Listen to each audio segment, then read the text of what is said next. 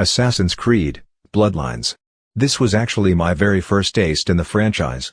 Played this when I had just found out about emulators, and I thought, wow, this game's pretty sick. I wonder what the main AC games are like. Then not long after, I got my hands on the first Assassin's Creed game, and I actually find this game to better than that one, despite that it's not a main iteration. Hello. Welcome to this video. Today I will be explaining the reason why I think that Assassin's Creed Bloodlines is better than Assassin's Creed 1. As usual, I'd like to point out that this video is gonna be about my opinion on the game, so you don't have to agree or disagree with me, you know the drill. Now let's get on with the video.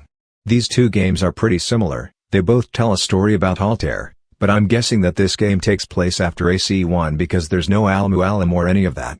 But Altair doesn't have the Apple of Eden, so maybe not? I don't know for sure. Of course, this game has flaws, but they're mostly because of hardware restrictions. Well, this game is only available for the PlayStation Portable, so obviously the graphics don't look as good as the main game, cause if they did, then the PSP would just go. Moving the camera in this game is a challenge itself, cause you know, the PSP only has one analog stick, so they had to find a way to make camera movement a thing in this. What did they come up with? Well, you hold the L button and press the action buttons as arrows that move the camera. This means you can't free run while looking around, and the camera often just snaps and won't move for some reason. I guess these controls are still better than using the stick for both movement and camera.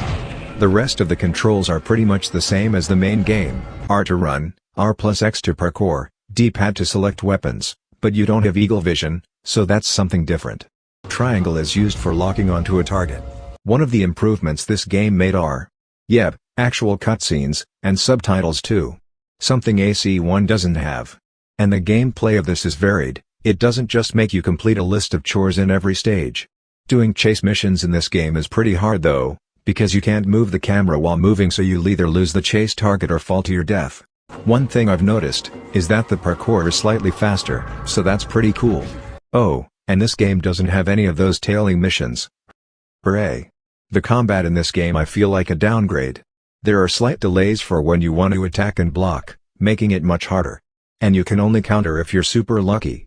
I'm not sure if this has something to do with my laptop running the game at a low frame rate though, so maybe the combat will actually work out for hardware that can run the game normally. Something this game added, is boss fights. I mean real boss fights, not something like the AC1 final boss battle. These fights are pretty straightforward, you just keep hitting them and dodge their attacks, kill their henchmen every once in a while. No weird puzzles or anything like that. Just a big dude, and a health bar, that's all you need to focus on. The stealth in this game is most definitely an improvement, because the enemies no longer have eyes behind their heads. Yeah. They now can't be suspicious of you when you're behind them. Unlike the main game. This makes throwing knives actually useful for stealth, because you can lock onto a target without having to worry about him using his sixth sense to know that you're onto him and call the other guards. Somehow that works in AC1. Because this was my first take in Assassin's Creed, I didn't know why the story was actually about. I had no idea why the hell the Apple is, Cyprus, Templars, they don't make any sense to me back then. And to be honest, I don't remember much of it. This game introduced this new character named Maria. No, not Maria Auditore, the Maria who appeared in Assassin's Creed 2 and Revelations. This game is probably the game where she appears most. There isn't really some sort of introduction on who she is or anything. I think that this game is an improved version of the first Assassin's Creed game, only that it could have been better if it weren't for hardware restrictions. Truth be told, I think this game deserves a remake, with better graphics, actual camera controls, and maybe a more stretched out story. I'd give this game an 8 out of 10. So anyways, that's gonna be it for this video. I hope you will find it somewhat enjoyable. Thank you for watching, and bye.